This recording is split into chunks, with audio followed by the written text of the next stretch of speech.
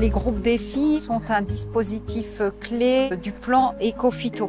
Ça veut dire démontrer, expérimenter et produire des références sur des systèmes utilisant peu de produits phytosanitaires. C'est des agriculteurs qui travaillent ensemble en groupe, un groupe d'une douzaine d'exploitations. Le but est de valoriser tout le travail des vignerons sur la réduction des pesticides et ainsi de pouvoir transférer toutes ces nouvelles valeurs pour permettre une réduction beaucoup plus globale des intrants. L'objectif n'est pas de conduire tout le monde vers la viticulture biologique. On a un autre dispositif qui est le dispositif XP, où là on met en place des systèmes de culture performants et économes et on se fixe les objectifs dès le départ et on va jusqu'à la rupture.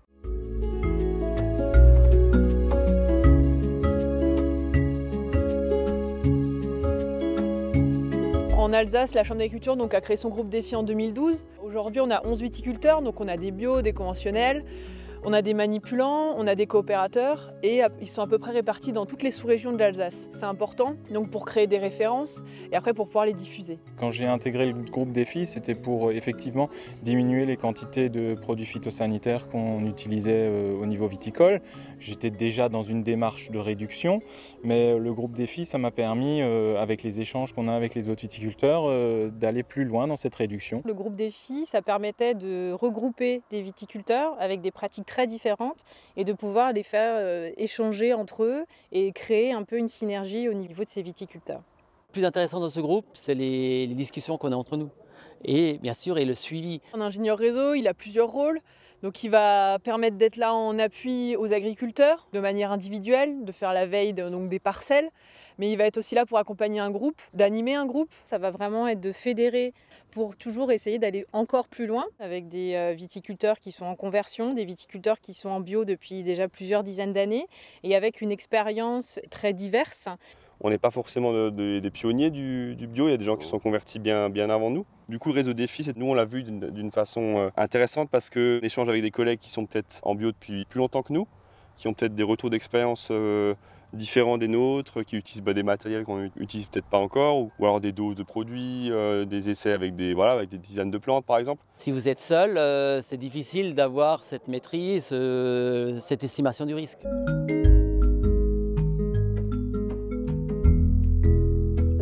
On anime un groupe de viticulteurs bio sur cette thématique de la réduction du cuivre en utilisant les plantes. Un des points noirs de l'agriculture biologique, c'est le cuivre, il faut en être conscient. Qui est un peu montré du doigt actuellement. C'est dans la catégorie des métaux lourds, donc j'apprends à personne qu'en accumulant des métaux lourds d'année en année dans le sol, ça peut être toxique.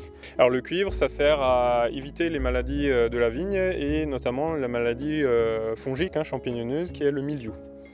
C'est notamment toxique pour les vers de terre qui font quand même un travail de décompaction et de vitalité dans les sols. Maintenant, grâce au programme défi, ça nous permet d'échanger avec différents vignerons dans l'optique justement de réduire sur ces doses de cuivre. Il y a des tas d'autres méthodes de lutte. Il y a la partie chimique dont on souhaite se passer, mais il y a aussi toutes ces méthodes préventives qu'on met en place. Si on arrive à le réduire avec soit des ciblages de traitement plus précis, avec des parcelles qui ont peut-être besoin de plus que d'autres. Il y a les moments de traitement, essayer de mieux caler les moments de traitement, essayer de les limiter justement sur l'ensemble de la saison, dans une approche système plus globale où finalement l'objectif c'est que la plante fonctionne le mieux possible et du coup arrive à se défendre le mieux possible.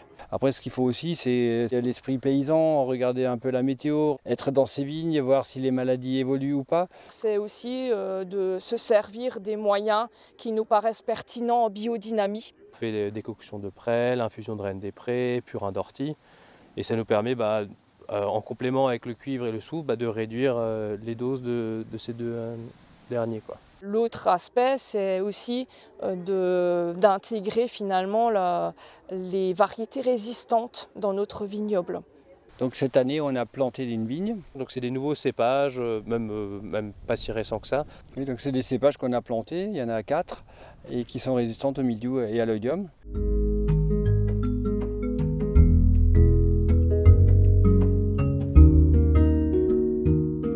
On a une grosse problématique dans le vignoble par rapport principalement les voisinages. Donc tout ce problème phyto-riverain, phyto-promeneur.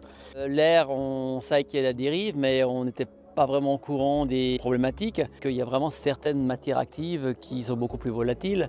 On essaye de trouver des solutions, on essaye de communiquer avec nos concitoyens, nos villageois. Et après, bien sûr, hein, c'est le choix du moment d'application, le moins venteux possible et avoir un appareil le mieux réglé pour avoir le moins de dérives possible. Il y a des parcelles qui sont plus à risque que d'autres. Sur un secteur là, pas trop loin d'ici où il y a une école qui s'est construite autour des vignes. Donc là, c'est des situations où il y a forcément des frictions et des tensions. Le pulvérisateur confiné avec récupération de la bouillie est intéressant. C'est vrai qu'en Alsace, on a un vignoble qui a des largeurs différentes, il y a beaucoup de coteaux, mais je vois que les appareils de traitement commencent quand même le gabarit commence à s'adapter à nos exploitations et je pense que c'est une piste d'avenir. Enfin, ça fait partie de la qualité du produit, le fait de travailler proprement.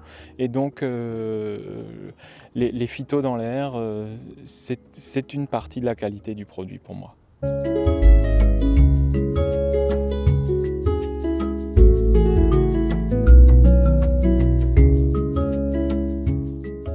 L'avenir de la viticulture, ça passe par une adaptation à la demande de la société. Aujourd'hui, la réduction des phytos, c'est clairement une demande sociétale.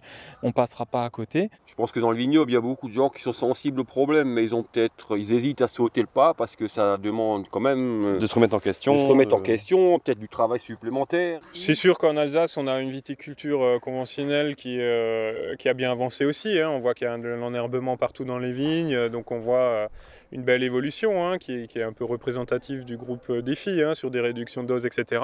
La suite, c'est de réduire le passage du tracteur. On a introduit des moutons dans les vignes qui ont un rôle d'effeuillage et de tonte en pleine période végétative, là, donc entre mi-juin jusqu'à début août. Ça nous permet de ne plus passer le tracteur pour tondre. Mais à condition de ne pas traiter avec des produits chimiques, bien sûr, et ni avec du cuivre, parce que les moutons sont très sensibles au cuivre. Donc c'est vrai que toutes ces démarches se prolongent à la cave. Tout un terrain de jeu encore pour continuer à assouvir notre soif d'évolution, notre passion, et on essaie d'avancer tout le temps. Ouais. Toujours aller de l'avant, voir ce qui se fait et essayer de l'adapter à son propre vignoble.